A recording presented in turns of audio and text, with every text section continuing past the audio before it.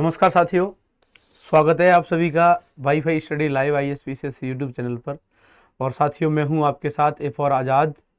तो अपेक्षा और उम्मीद मुझे ऐसी है कि आप सभी लोग स्वस्थ होंगे, मस्त होंगे और अपनी पढ़ाई में या किसी विशेष कार्य में व्यस्त होंगे। जैसा कि मैंने आप लोगों को बताया था, मैंने आपको जैसा कि सैटरडे को वादा किया था कि मंडे को हमारी क्लास एक होगी और वो बहुत इम्पोर्टेंट क्लास होगी। तो ये जो आज की क्लास है ये बहुत ज़्यादा इम्पोर्टेंट क्लास होने वाली है। किस मायने में इम्पोर्टेंट क्लास होने वाली है?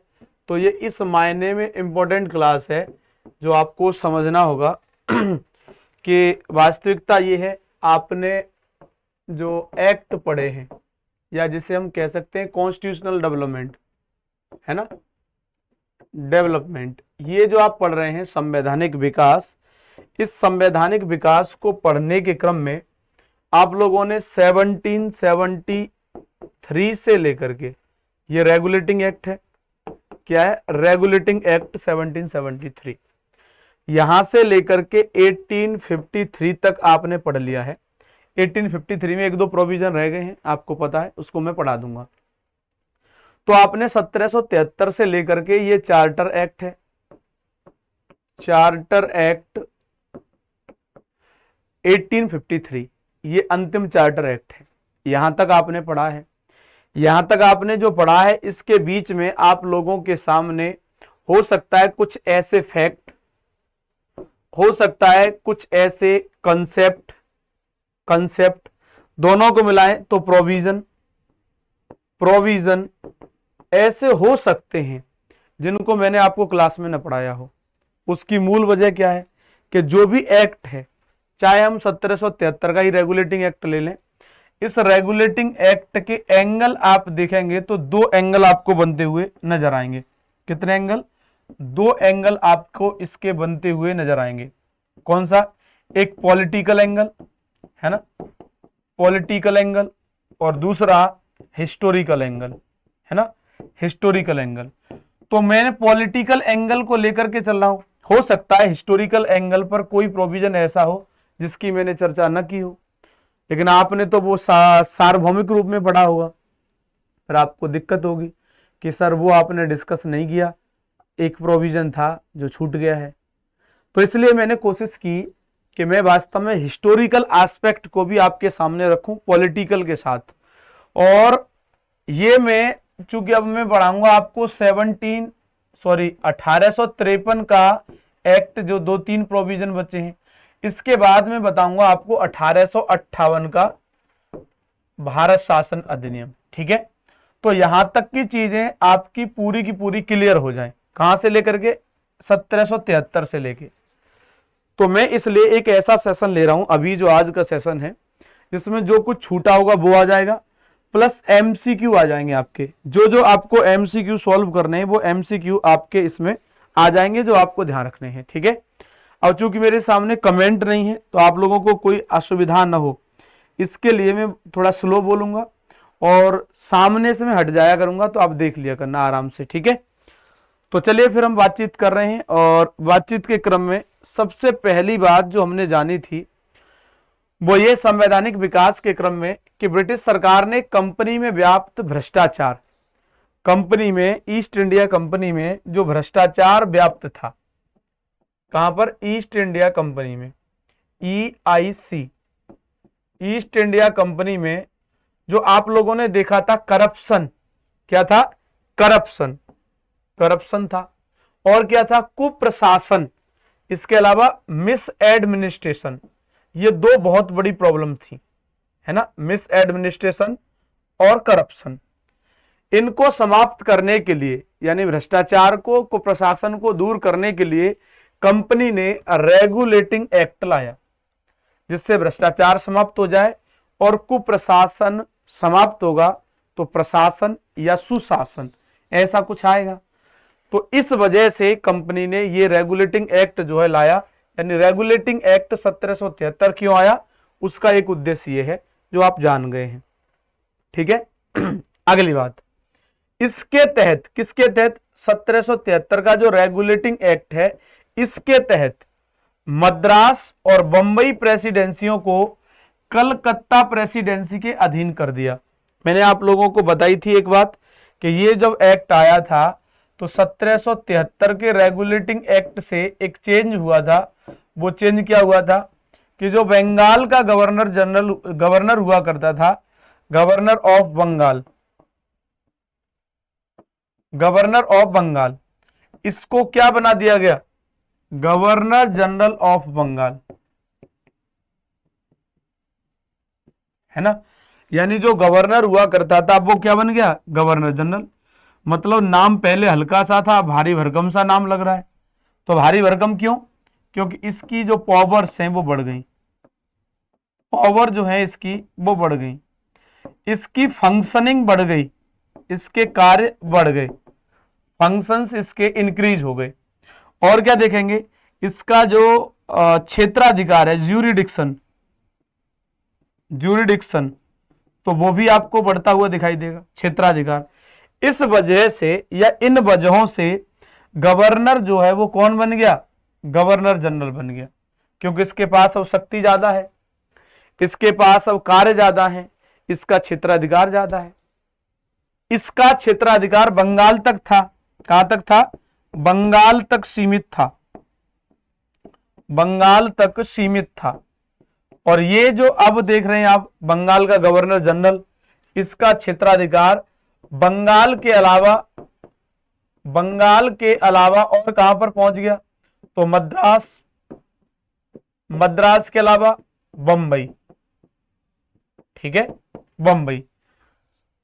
तो बंबई प्रेसिडेंसी, मद्रास प्रेसिडेंसी दोनों अधीन आ गई, क्योंकि बंबई और मद्रास के गवर्नर जब इस गवर्नर जनरल के अधीन आ गए, जो कि बंगाल का है, तो बंगाल के अधीन कौन आ गया, तो बंगाल के अधीन आ गए साहब बंबई और मद्रास। मेरे ख्याल से आप इतनी बात समझ गए होंगे, क्योंकि आपने ये एक्ट पूरा पढ़ा हुआ है पहले से, ठीक है। तो ठीक बात है, आप इस बात को समझ गए हैं। चलिए अगला, बंगाल के गवर्नर को अब अंग्रेजी क्षेत्र का गवर्नर जनरल कहा गया इस एक्ट के थ्रू। आप जानते हैं the governor of Bengal was now called the governor general of the British territories. Okay, चलिए फिर यहां तक बात क्लियर है। अब इस मामले में आपको पता है वारेन हेस्टिंग्स पहले से ही पद पर था। जैसे ही रेगुलेटिंग एक्ट आया तो वारेन हेस्टिंग्स को पहला बंगाल का गवर्नर जनरल बनाया गया, है ना। तो प्रथम गवर्नर जनरल, यहां जनरल और लगा लीजिए, जनरल गवर्नर जनरल बंगाल का कौन बना, अच्छा ये जनरल लगा है, पहले से ही लगा है। तो गवर्नर जनरल पहला कौन बना, वारेन हेस्टिंग्स, ठीक है, ओके। रेगुलेटिंग एक्ट को लाने का उद्देश्य भारत में ईस्ट इंडिया कंपनी की गतिविधियों को ब्रिटिश सरकार की निगरानी में लाना। मैंने आपको जब पढ़ाया होगा तो बताया होगा कि 1765 से लेकर के 1765 से लेकर के 1772 तक, इस टाइम पीरियड में जो भी नियम बने, जो भी कानून बने, जैसे जैसे शासन मन में आया ईस्ट इंडिया कंपनी ने वैसे शासन किया। ब्रिटेन की सरकार का कोई हस्तक्षेप नहीं था, कोई भी इसमें आप देखेंगे तो ब्रिटेन की सरकार का हम कह सकते हैं कि उथल पुथल नहीं थी, वो कुछ भी दिशा निर्देश नहीं दे रही थी। लेकिन जैसे ही 1765 के बाद में, 1772 के बाद में 73 आता है, 1773, तो यहां पर एक लॉ बनाकर के भेजा जाता है जिसका नाम है रेगुलेटिंग एक्ट, है ना। तो रेगुलेशन का मतलब क्या होता है, विनियमन। जो चीज पहले से चल रही है उसको और करेक्ट करना या करेक्ट करना, उसमें संशोधन करना, इसी को कहते हैं विनियमन। रेगुलेट करना, अपने हिसाब से चलाना। तो इस कार्य को करने के लिए, रेगुलेट करने के लिए, यानी कंपनी की जो एक्टिविटीज थी, गतिविधि थी, उनको ब्रिटेन की सरकार ने अपनी निगरानी में लिया और अपने हिसाब से चलवाने का प्रयास किया पहली बार। तो रेगुलेटिंग एक्ट का उद्देश्य ये भी था, ठीक बात है। रेगुलेटिंग एक्ट 1773 के द्वारा सर्वप्रथम कलकत्ता में एक सर्वोच्च न्यायालय की स्थापना हुई। आपको सबको पता है सुप्रीम कोर्ट जो है स्टेब्लिश होता है 1773 के रेगुलेटिंग एक्ट से। कब स्टेब्लिश होता है, तो 1774 में। आप इस बात को जानते हैं। इसमें एक मुख्य न्यायाधीश, कितना 1 + 3 बराबर टोटल 4। तो एक तो मुख्य न्यायाधीश यानी एक चीफ जस्टिस और 3 अदर जजेस, इनके बारे में प्रोविजन किया गया था। ठीक है, तो ये आपको बात पता लग गई। ठीक है, आगे इस सुप्रीम कोर्ट को सामान्य न्यायालय एवं देश विधि के न्यायालय, नौसेना विधि के न्यायालय तथा धार्मिक न्यायालय के रूप में कार्य करना था। ध्यान दीजिएगा, बहुत अच्छी बात है। This supreme court was the function as a general court, जैसे सामान्य न्यायालय आज के समय पर आप देखते हैं वैसे भी इसको काम करना है। And court of country law, देश के कानून से संबंधित न्यायालय के रूप में भी काम करना है। A court of naval law, समुद्री कानून वगैरह बनाने के लिए भी इसको काम करना है। और एंड रिलीजियस कोर्ट, और धार्मिक कानून बनाने के लिए भी इसी को काम करना है। ठीक है, तो इसके ऊपर कार्यभार इतना ज्यादा था। खैर 1774 में 1774 में गठित किया गया और इसमें एलिजा इम्पे जो है ये CJI बन गए, या CJ कहना अभी ठीक रहेगा, चीफ जस्टिस बन गए। और इसके मुख्य न्यायाधीश जो और अन्य थे उनमें आप देखेंगे तो रॉबर्ट भाई थे, चैम्बर्स थे, स्टीफन सीजर थे, स्टीफन सीजर, ली मेस्टर और जॉन हाइड, ये 3 लोग होंगे। 1 2 3, ये एक ही नाम होगा, रॉबर्ट चैम्बर्स। 1 2 और 3 ये अन्य न्यायाधीश हैं। ठीक है, एलिजा इम्पे इसके मुख्य न्यायाधीश हैं और 3 अन्य ये न्यायाधीश हैं। ठीक है भाई, चलिए, तो 3 न्यायाधीश, एक एलिजा इम्पे, 4 हो गए टोटल। आगे देखते हैं, तो 1786 में फिर से एक और अधिनियम आता है। 1786 में 1786 में एक अधिनियम ब्रिटेन की संसद के सम्मुख इस भावना से रखा गया ताकि कॉर्नवालिस को भारत के गवर्नर जनरल का पद स्वीकार करने के लिए मना लिया जाए। तो आपको बताया था मैंने, कॉर्नवालिस जब आया था तो उसने अपनी शर्तें रखी थी, शर्तों को मनवाने के बाद ही वो गवर्नर जनरल के पद पर बैठा था। ठीक है, वो गवर्नर जनरल तथा मुख्य सेनापति दोनों शक्तियों को लेना चाहता था, एक शर्त थी उसकी, आपको पता ही होगा। नए अधिनियम के अनुसार ये सब स्वीकार हो गया कि जो कॉर्नवालिस चाह रहा है वो दे दिया गया। उसे विशेष अवस्था में अपनी परिषद के निर्णयों को रद्द करने और अपने निर्णयों को लागू करने का अधिकार भी दे दिया गया। आपको पता है, मैंने बताया था आपको कि गवर्नर जनरल जो है अपनी परिषद के बातों को मानने के लिए बाध्य नहीं है, उसका मन करेगा तो मानेगा, मन नहीं करेगा तो नहीं मानेगा, ऐसी बात कर दी गई। ठीक है, चलिए आगे बात आती है। तो कॉर्नवालिस जिला कलेक्टरों को अधिक शक्तिशाली बनने नहीं देना चाहता था, अतः उसने शक्ति के पृथक्करण सिद्धांत को अपनाया। यानी Cornwallis did not want to district collector to become too powerful, so he adopted the separation of power. यानी वो चाहता था कि कार्यों में विभाजन हो, कार्यपालिका का कार्य कार्यपालिका करे, विधायिका का कार्य विधायिका करे। अगर विधायिका के कार्य को भी कार्यपालिका कर रही है, इसका मतलब कार्यपालिका शक्तिशाली है। एग्जीक्यूटिव अगर लेजिस्लेचर के काम को भी करे, या लेजिस्लेचर ही कल हो कि एग्जीक्यूटिव के काम को करने लग जाए, तो भाई वो तो पावरफुल हो जाएगी ना ज्यादा, और फिर उससे असंतुलन उत्पन्न होगा। यानी हम कह सकते हैं डिसबैलेंस ऑफ पावर वो क्रिएट हो जाएगा, तो वो नहीं होने देना चाहता था। इस वजह से उसने जो कलेक्टर थे, जो राजस्व की वसूली किया करते थे, कलेक्ट किया करते थे, उनको उसने शक्तिशाली होने से रोका। खैर अगली बात, ईस्ट इंडिया कंपनी के भारतीय व्यापार के एकाधिकार को 1813 का जो चार्टर एक्ट आता है उससे समाप्त कर दिया जाता है, छोड़ करके 2 चीजों को, चीन और चाय, इन 2 तरह की चीजों को छोड़ करके सारा व्यापार कंपनी का जो एकाधिकार था, मोनोपोली जो बनी हुई थी, उसको समाप्त कर दिया। अब अंग्रेज का चाहे तो कोई व्यक्ति, चाहे तो कोई दूसरी कंपनी, जो चाहे वो आकर के भारत में व्यापार कर सकता था, क्योंकि अब ईस्ट इंडिया कंपनी उन्हें नहीं रोकेगी। ईस्ट इंडिया कंपनी का अकेले का व्यापारिक एकाधिकार नहीं है।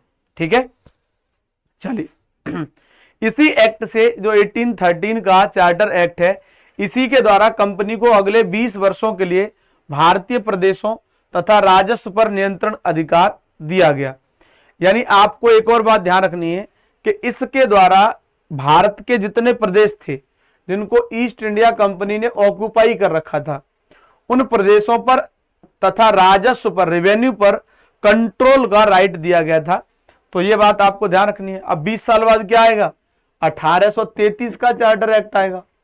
ठीक है, चलिए, तो चार्टर एक्ट 1813 के द्वारा भारत में शिक्षा पर कंपनी को 1 लाख रुपए वार्षिक खर्च करने का प्रावधान किया गया। ब्रिटेन की संसद ने कहा कि पहली बात तो कंपनी ने अब तक बहुत लाभ कमाया है, तो व्यापार की जो मोनोपोली है, ट्रेड रिलेटेड जो मोनोपोली है, उसको हम पहले फिनिश करते हैं, खत्म करते हैं। तो उसको एंड किया, व्यापार के एकाधिकार को, सिर्फ चीन और चाय का व्यापार छोड़ दिया। अब दूसरी बात एक और ये की कि भाई तो आपने बहुत पैसा कमाया है यहां से, और आपका दायित्व बनता है कि आप यहां पर CSR के जैसा कुछ कुछ करें, मतलब आप कॉरपोरेट सोशल रिस्पॉन्सिबिलिटी का निर्वहन करें। तो इसके लिए आप क्या करें? कॉरपोरेट सोशल रिस्पॉन्सिबिलिटी में आप समाज के लिए, पर्यावरण के लिए काम कर सकते हैं, समाज के उत्थान के लिए कोई स्वास्थ्य संबंधी योजना चला सकते हैं, शिक्षा संबंधी कार्य कर सकते हैं। तो सहमति बनी कि शिक्षा से जुड़ा हुआ कार्य किया जाए, और उसके लिए कंपनी कितने?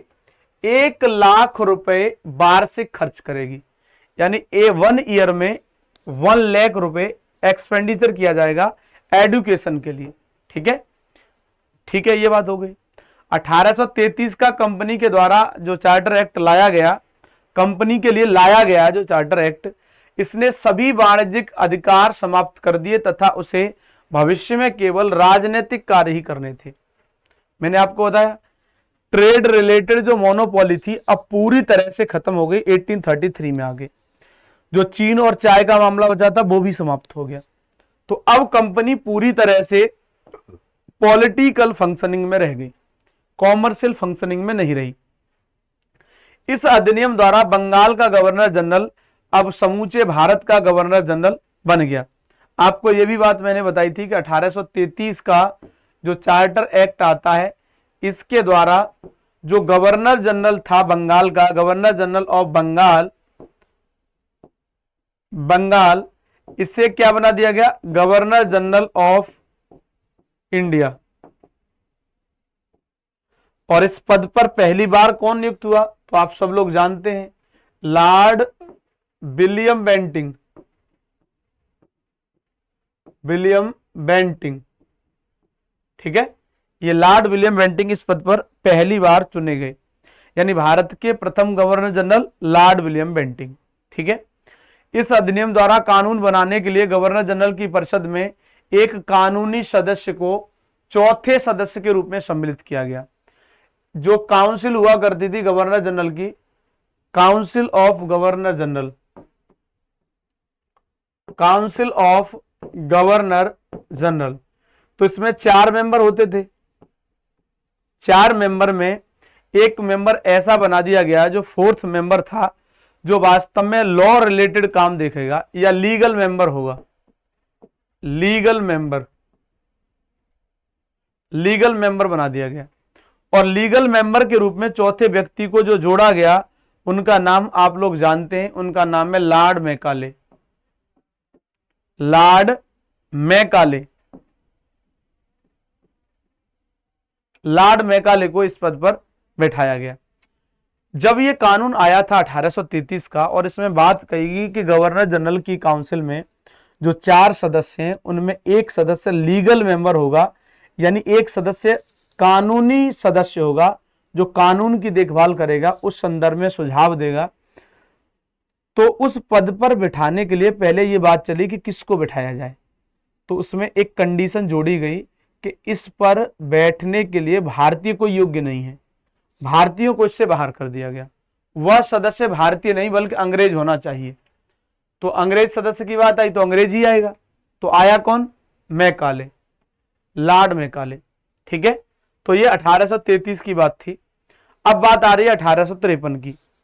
1853 के चार्टर एक्ट में यह व्यवस्था की गई कि नियंत्रक बोर्ड, बोर्ड ऑफ कंट्रोल, और उसके अन्य पदाधिकारियों का वेतन सरकार निश्चित करेगी, परंतु धन कंपनी देगी। अब तक क्या था? कि कंपनी ही सारी चीज डिसाइड कर रही थी, पैसे भी कंपनी दे रही थी और डिसाइड भी कंपनी कर रही थी। तो इस बात से बोर्ड ऑफ कंट्रोल के जो मेंबर थे वो असंतुष्ट थे कि ये अपना मन में आता है 1000, 2000, 3000 या 100-200 पाउंड, जो भी इनके मन में आता है वही देते हैं, कोई सैलरी फिक्स नहीं है और लीगली हमारी सैलरी कोई डिसाइड नहीं है। तो ब्रिटेन की संसद जो है, ब्रिटेन की सरकार जो है, वो उनकी सैलरी डिसाइड करने लगी 1853 से। लेकिन पे कौन कर रहा है? कंपनी। जैसे आज के दौर में आप देखते हैं कि जो आईएएस होते हैं, आईएएस, इनको अपॉइंट कौन करता है? अपॉइंट कौन करता है? तो आपको पता है central government, central government appoint करती है। इनको सैलरी कहां से दी जाती है? सैलरी तो स्टेट गवर्नमेंट, जहां पर भी ये फंक्शन कर रहे होंगे, जहां पर भी कार्य कर रहे होंगे, स्टेट या यूटी जो भी रहे, तो स्टेट यूटी इसको सैलरी देंगे। ऐसे ही वहां पर बात की जा रही थी बोर्ड ऑफ कंट्रोल के मेंबर्स की। तो पहले प्रोविजन क्या था? बिफोर प्रोविजन ये था कि सैलरी डिसाइड कौन करेगा? तो सैलरी डिसाइड भी कौन करेगा? तो सैलरी डिसाइड कौन करेगा? तो सैलरी डिसाइड करने का अधिकार भी कंपनी को दिया गया, east India company, east India company. और देगा कौन? पे कौन करेगा? पे बाई ईस्ट इंडिया कंपनी। ठीक है, लेकिन फिर बाद में, ये बिफोर का मैटर है, फिर आफ्टर 1853 इस एक्ट के बाद आप देखेंगे तो एक प्रोविजन ये किया गया कि सैलरी डिसाइड करने का जो अधिकार है वो ब्रिटिश गवर्नमेंट के पास है, ब्रिटिश गवर्नमेंट। ठीक है, लेकिन सैलरी को पे कौन करेगा? तो सैलरी को पे करना है ईस्ट इंडिया कंपनी को। जिस कंपनी का व्यापार चल रहा है वो कंपनी पे करेगी। ठीक है, इतनी बात समझ में आ गई? अगर इतनी बात समझ में आ गई है तो आगे चलते हैं। आगे इसी का आप देखेंगे एक्सटेंशन, डायरेक्टरों की संख्या। डायरेक्टर का मतलब board of director, board of director. डायरेक्टरों की संख्या 24 से घटा करके 18 कर दी गई। यानी जो डायरेक्टर पहले 24 हुआ करते थे, अब कितने हैं? 18। उसमें 6 क्राउन द्वारा, 18 में कैसे? तो 12 और प्लस 6, ये जो 6 मेंबर हैं, ये ब्रिटेन में क्राउन जो भी पहने होगा, चाहे तो सम्राट हो सकता है, वो राजा, या साम्राज्ञी हो सकती है, यानी राजा रानी में से कोई भी हो सकता है, जो 6 मेंबर्स को मनोनीत करेगा। क्या करेगा? 6 मेंबर जो होंगे इन्हें नॉमिनेट करेगा, नॉमिनेटेड है ना, 6 मेंबर को नॉमिनेटेड करेगा। ये बात उसमें कही गई। इसमें प्रावधान यह भी किया गया कि नियुक्तियां अब प्रतियोगी परीक्षाओं द्वारा आयोजित की जाएंगी या प्रतियोगी परीक्षा द्वारा की जाएंगी, जिसमें किसी प्रकार का भेदभाव नहीं होगा। ठीक है, कॉम्पिटेटिव एग्जाम की बात कही गई है 1853 में, जो मैं आप लोगों को बता चुका हूं। ठीक है, चलिए अब इस बेस पर हमारे सामने कुछ क्वेश्चन बन रहे हैं। कुछ क्वेश्चन क्या बन रहे हैं? ये बने हुए ही क्वेश्चन है, अलग अलग एग्जाम्स में ये क्वेश्चन पूछे गए हैं। पहला क्वेश्चन क्या है? In which of the following act for the first time provision was made for the post of governor general of Bengal. अब इस क्वेश्चन का आंसर दीजिए, आप क्या देंगे? क्या देंगे? यानी प्रथम बार गवर्नर जनरल ऑफ बंगाल के पद हेतु प्रावधान किया गया था 1773 के रेगुलेटिंग एक्ट में, पिट्स इंडिया एक्ट में 1784 में, 1813 के चार्टर में, 1833 के चार्टर में। बताइए।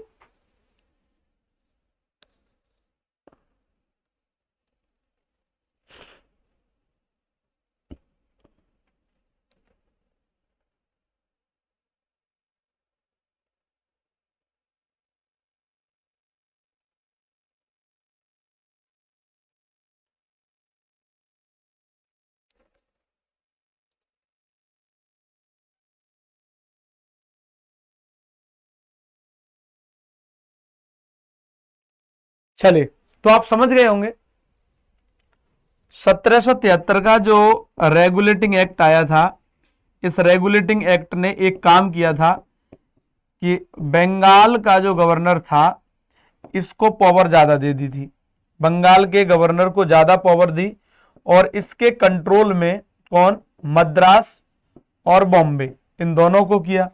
तो जाहिर सी बात है जब पावर बढ़ी तो पावर बढ़ने के साथ में आप देखेंगे तो पावर बढ़ने के साथ इनको इसका नाम भी परिवर्तित कर दिया गया और नाम कर दिया गया governor general of Bengal, governor general of Bengal इसका नाम कर दिया गया। ठीक है, तो इसलिए आंसर क्या है, ये आंसर है। अगला क्वेश्चन देखिए, ईस्ट इंडिया कंपनी द्वारा स्थापित उच्चतम न्यायालय के प्रथम मुख्य न्यायाधीश थे। उच्चतम न्यायालय का मतलब सुप्रीम कोर्ट, सुप्रीम कोर्ट के न्यायाधीश कौन थे? अभी अभी आपको थोड़ी देर पहले ही बताया है, बताइए क्या आंसर होगा, बताइए जल्दी से आंसर क्या होगा।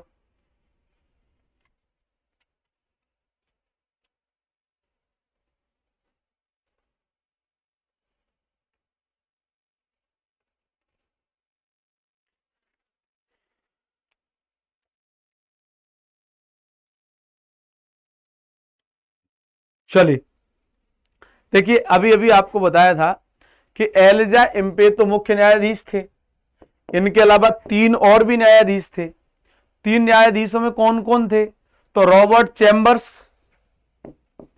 रॉबर्ट चैम्बर्स, और दूसरे वाले जिनका नाम बहुत लंबा तगड़ा है, तो आपको याद क्या रखना है उनके नाम में से? आपको नाम याद रखना है ली गेस्टर। क्या नाम याद रखना है? ली गेस्टर, ली गेस्टर। और तीसरे का जॉन हाइड, जॉन हाइड। तीन ये मेंबर थे और एक एलिजाम पे मुख्य न्यायाधीश, तो कितने हो गए? चार। तो यही चार थे, तो आंसर आपका एलिजाम पे हो गया है। अगला, भारत के गवर्नर जनरल को किस एक्ट के द्वारा अपनी समिति के निर्णय को अस्वीकार करने का अधिकार दिया गया?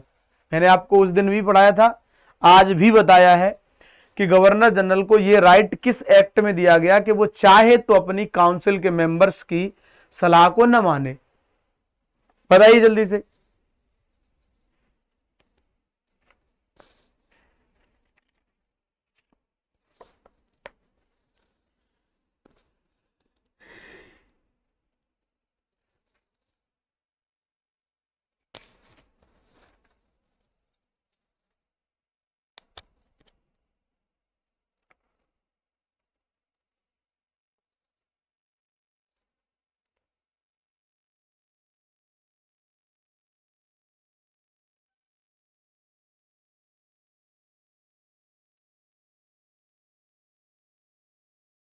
चलिए देखिए, आपको याद होगा अगर 1786 की बात है, 1786 की बात है, 1786,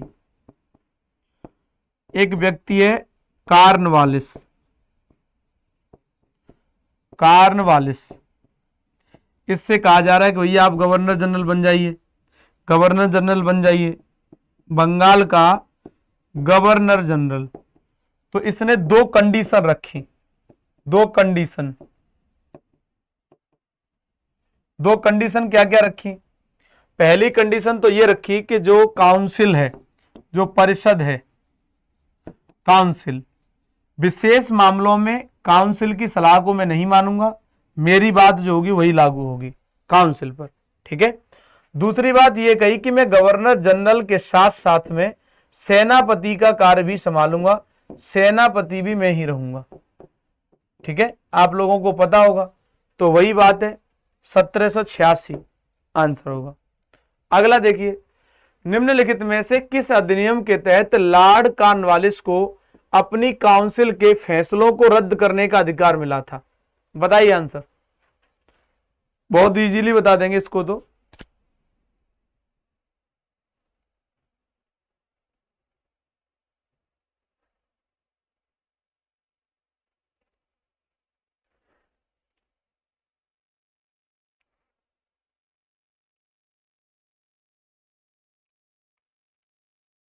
चलिए, तो आपको अभी अभी मैंने बताया था थोड़ी देर पहले ही कि काउंसिल के फैसले को नहीं मानेगा, बाध्यकारी नहीं है, वो रद्द कर सकता है, उसके पास ये अधिकार है। तो 1786। ठीक है। चलिए, अगला 5वां क्वेश्चन है, थोड़ा बड़ा क्वेश्चन लग रहा होगा आपको, घबराना नहीं है। 5वां क्वेश्चन है, 1793 में एक विनियम द्वारा जिला कलेक्टर को उसकी न्यायिक शक्तियों से, 1793 की बात हो रही है, रेगुलेटिंग एक्ट की, जिले का जो कलेक्टर है उसकी न्यायिक शक्तियों से वंचित कर दिया गया, केवल संग्राहक अभिकर्ता बना दिया गया, है ना, कलेक्टर रेवेन्यू कलेक्ट करने वाला। ऐसे विनियमन का कारण क्या था, यानी इसके पीछे रीजन क्या था, इसको आपको ध्यान में रखना है। ठीक है भाई, तो बताइए जल्दी से।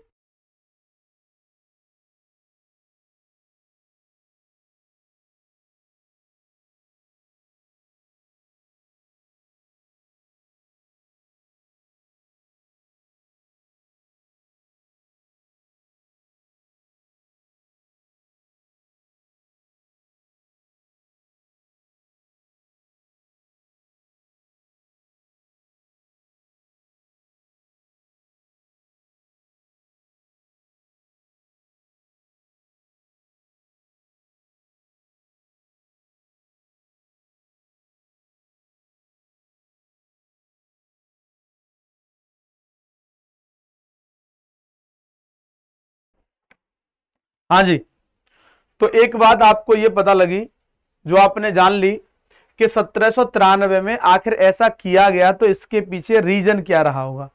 तो देखिए, जब आप ये ऑप्शन पढ़ेंगे तो पहला ऑप्शन दिख रहा है, लॉर्ड कॉर्नवालिस ने महसूस किया कि जिला कलेक्टर की राजस्व संग्रहण की दक्षता अन्य कार्यों के बोझ न रहने से बहुत अधिक बढ़ जाएगी। ऐसा कोई प्रोविजन था नहीं। लॉर्ड कॉर्नवालिस ने महसूस किया कि न्यायिक शक्ति अनिवार्य रूप से यूरोपियन के हाथ में होनी चाहिए, जबकि जिले में राजस्व संग्रहण कार्य भारतीयों को सौंप दिया जाना चाहिए। ऐसी बात थी, कभी कोई जिक्र नहीं सुना होगा आपने। लॉर्ड कॉर्नवालिस जिला कलेक्टर में संकेंद्रित इतनी विस्तृत शक्ति से सतर्क हो गया था और महसूस करता था कि एक व्यक्ति में इतनी परम शक्ति का होना अवांछनीय है ना, जरूरी नहीं है एक व्यक्ति में हो इतनी शक्ति। इसलिए मैंने आपको बताया कि उसने सेपरेशन ऑफ पावर की बात की, यानी विभाजन की बात करी, शक्तियों के विभाजन की बात की। तो ये सी वाला जो ऑप्शन है वो एकदम सही है। अगला पढ़ के देखिए, डी क्या है। न्यायिक कार्य के लिए भारत का गहरा ज्ञान, कानून में अच्छा प्रशिक्षण होना चाहिए, और लॉर्ड कॉर्नवालिस महसूस करता था कि जिला कलेक्टर को केवल राजस्व संग्राहक होना चाहिए। ये लॉजिक नहीं है ना। तो C will be the correct answer for this question.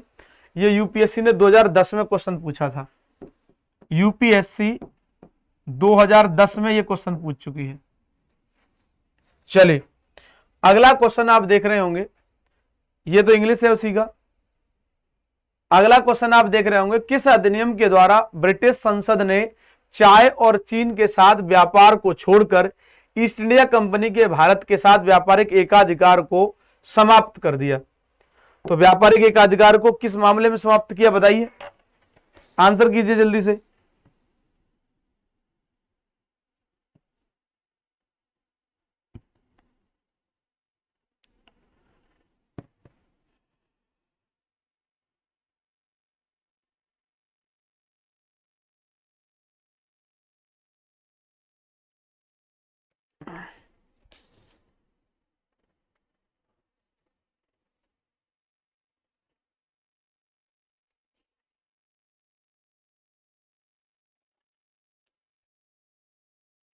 बताइए आंसर क्या होगा।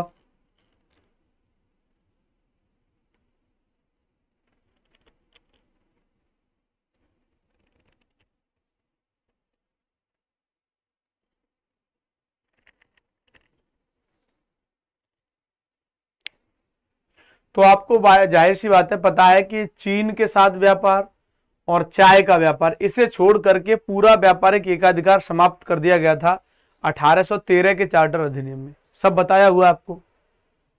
आगे चलिए, निम्नलिखित में से किस अधिनियम द्वारा ब्रिटिश ईस्ट इंडिया कंपनी का भारत में व्यापारिक एकाधिकार समाप्त हो गया। किस अधिनियम द्वारा ब्रिटिश ईस्ट इंडिया कंपनी का भारत में व्यापारिक एकाधिकार समाप्त हो गया। समाप्त हो गया का मतलब पूरा समाप्त हो गया। बताइए, तो आप इसका आंसर क्या करेंगे?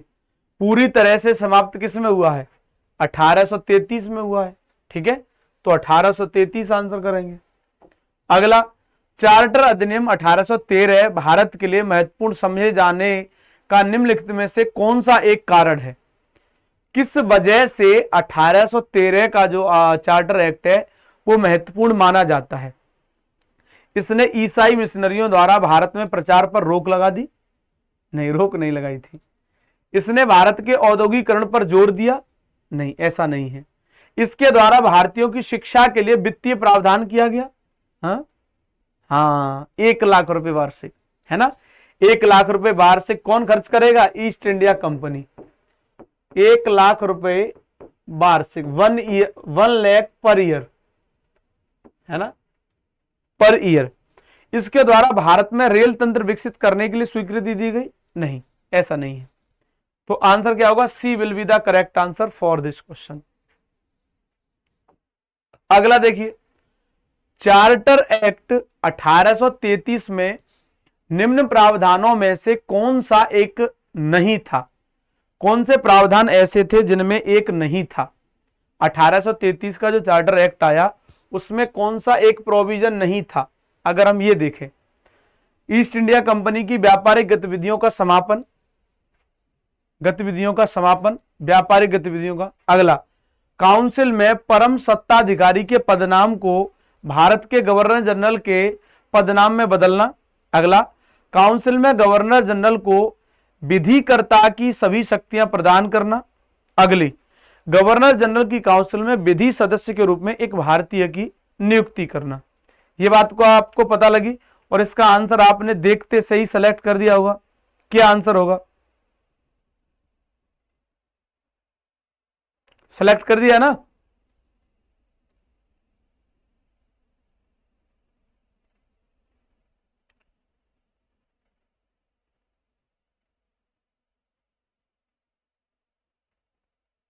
देखिए, मैंने आपको बताया था कि 1833 का जब चार्टर एक्ट आता है, 1833 चार्टर एक्ट 1833, तो इसमें एक बात कही जाती है कि जो काउंसिल है, काउंसिल, इस काउंसिल में जो 4 मेंबर हैं, 4 मेंबर, इनमें 3 अलग हैं और एक जो मेंबर है ये वास्तव में लीगल मेंबर है, लीगल मेंबर, है ना, विधि का जानकार, विधि का जानकार है, विधि का जानकार है। ठीक बात है, लीगल मेंबर है।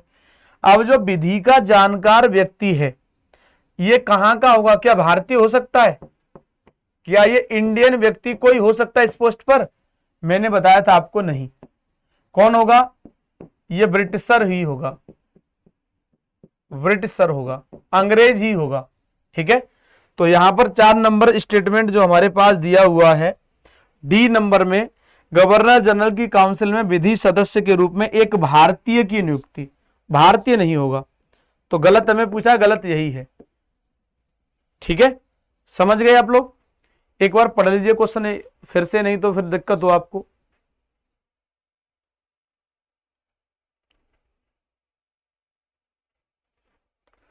चलिए, नागरिक सेवाओं के लिए प्रतियोगी परीक्षा प्रणाली को सिद्धांततः स्वीकार किया गया। In principle the competitive examination system for civil services be adopted. कब एडॉप्ट किया गया बताइए भाई? तो आपको मैंने बताया है कि 1833 में भी चर्चा हुई है, चर्चा हुई है, लेकिन एडॉप्ट कब किया गया है? तो 53 में, 53 में एडॉप्ट किया गया, 1853 में। और 1853 में 54 में जाकर के इस पर विस्तार पूर्वक काम हुआ है।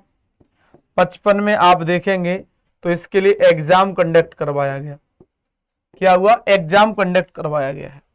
ठीक है, तो आंसर क्या होगा? 1853।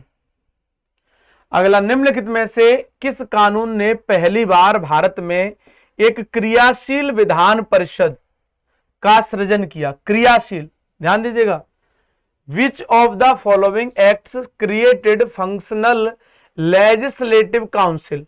मैंने इसको भी पढ़ाया है आपको सैटरडे को, जब मैं आपको पढ़ा रहा था तब मैंने आपको इसके बारे में बताया था। आपको याद होगा, शायद नहीं है याद तो याद कीजिए।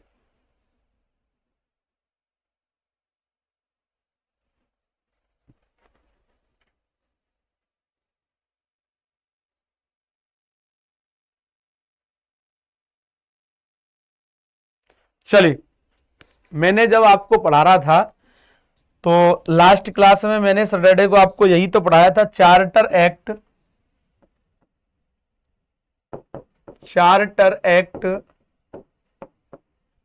1853, चार्टर एक्ट 1853 ये पढ़ाया था आपको। जब चार्टर एक्ट 1853 पढ़ाया था तो मैंने आपको बताया होगा कि यहां पर सेपरेशन की बात हुई है। सेपरेशन, कैसे सेपरेशन की बात हुई है? कि जो कार्य एडमिनिस्ट्रेशन से जुड़े हुए हैं, एडमिनिस्ट्रेशन, ये अलग रहेंगे, और जो काम लेजिस्लेचर से जुड़े हुए वो अलग रहेंगे।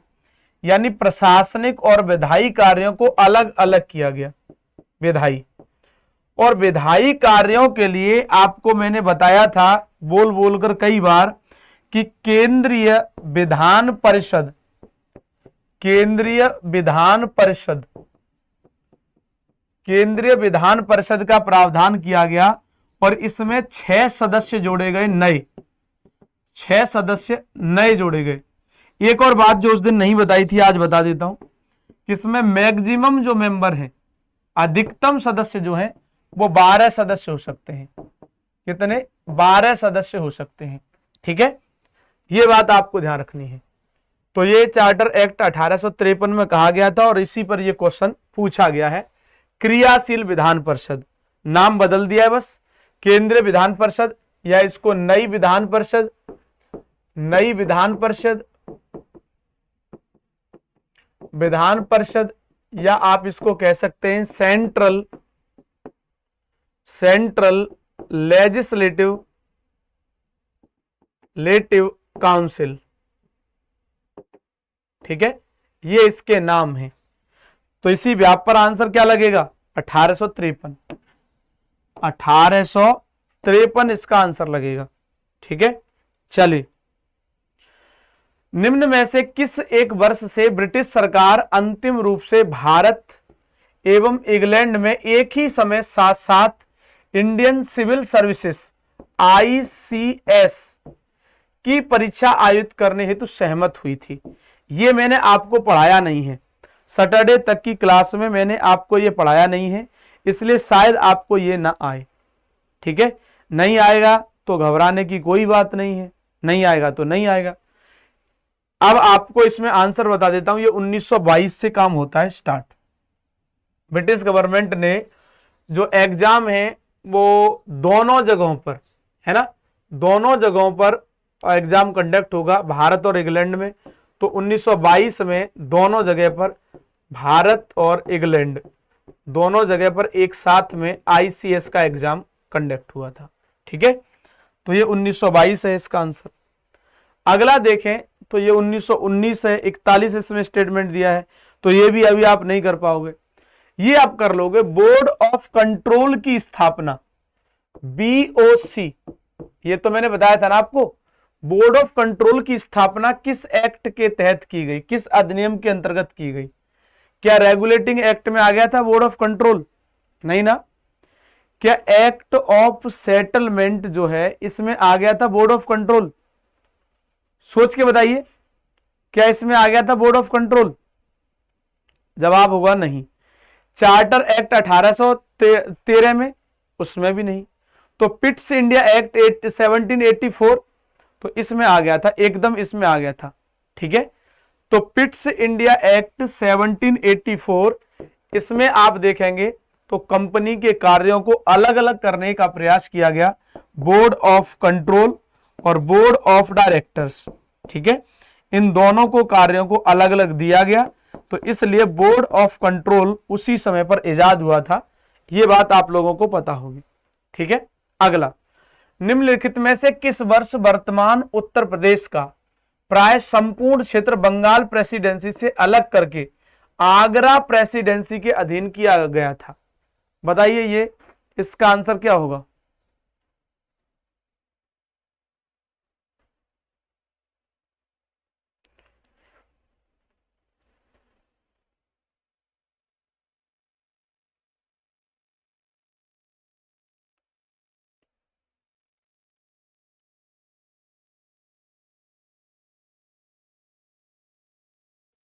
चलिए, देखिए, बात है 1833 की। 1833 का चार्टर एक्ट आता है।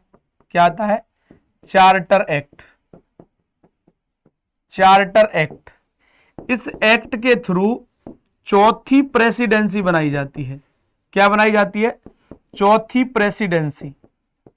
और ये कब बनाई जाती है चौथी प्रेसिडेंसी? तो 1834 में बनाई जाती है चौथी प्रेसिडेंसी। और चौथी प्रेसिडेंसी कौन है? आगरा।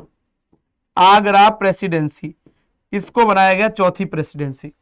तीन पहले से थी। पहले नंबर पर कलकत्ता प्रेसिडेंसी, इसको बंगाल प्रेसिडेंसी भी कहते हैं, है ना। दूसरे नंबर पर मद्रास, तीसरे नंबर पर बंबई, और चौथे नंबर पर आगरा। ठीक है, तो ये आपको आंसर क्या याद रखना है? 1833 का जो चार्टर एक्ट आया है, इसको निम्नलिखित में से किस वर्ष वर्तमान उत्तर प्रदेश का प्राय संपूर्ण क्षेत्र बंगाल प्रेसिडेंसी से अलग करके आगरा प्रेसिडेंसी के अधीन कर दिया गया? तो आंसर 34 होगा। 34 में किया गया है, लेकिन किसके तहत किया गया है? तो 33 के चार्टर एक्ट के तहत। क्वेश्चन की डिमांड समझिए क्या कह रहा है, किस वर्ष अलग करके किया गया? तो 34 में, लेकिन किसके आधार पर? तो 1833 के चार्टर एक्ट के आधार पर। मेरे ख्याल से आप इस बात को समझ रहे होंगे जो बात कही गई है। ठीक है, तो सी आंसर होगा।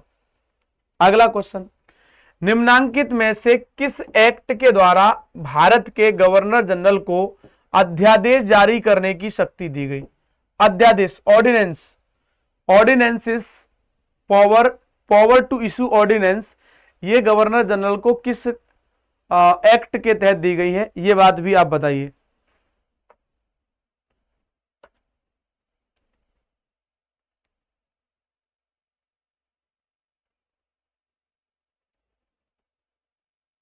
देखिए, ये अभी मैंने आपको पढ़ाया नहीं है, तो मैं अभी आपको बता देता हूं नॉर्मली। 1861 का इंडियन काउंसिल एक्ट, भारत परिषद अधिनियम, भारत परिषद अधिनियम आता है 1861 में, और इसके तहत अध्यादेश जारी करने की शक्ति दी गई। अध्यादेश, ये अध्यादेश मैक्सिमम 6 मंथ, 6 महीने तक लागू रह सकता था। ठीक है, चलिए अगला बताइए, ब्रिटिश इंडिया के निम्नलिखित में से किस एक अधिनियम ने सामूहिक कार्यचालन के स्थान पर विभाग या विभागीय पद्धति द्वारा वायसराय की कार्यकारी परिषद पर उनके प्राधिकार को और बल प्रदान किया? बताइए आंसर क्या होगा। चलिए, ये भी आपको पता नहीं है तो इसका आंसर मैं बता देता हूं, यही इसका भी आंसर होगा। ठीक है, निम्नलिखित में से किस अधिनियम के अंतर्गत भारतीय विधान परिषद को बजट पर बहस करने की शक्ति प्राप्त हुई? बजट पर बहस करने की पावर। तो यह भी अभी आपने पढ़ा नहीं होगा कि बजट पर बहस करने की शक्ति किसके द्वारा दी गई। पता है तो बताइए एक बार।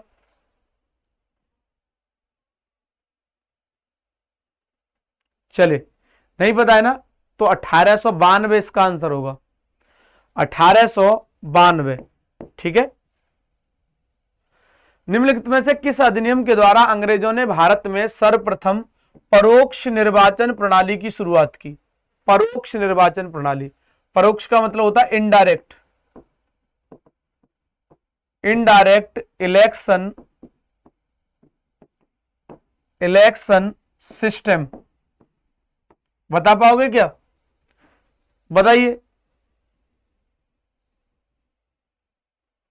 चलिए, ये भी अभी आपने पढ़ा नहीं है, 1892 इसका आंसर होगा।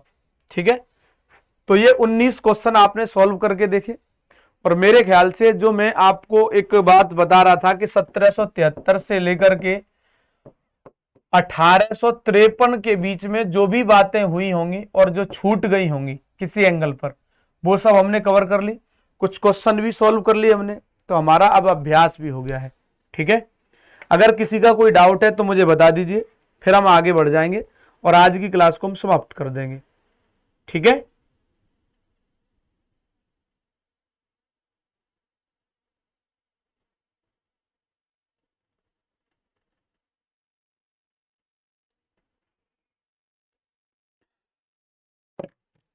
कोई किसी को डाउट तो नहीं है?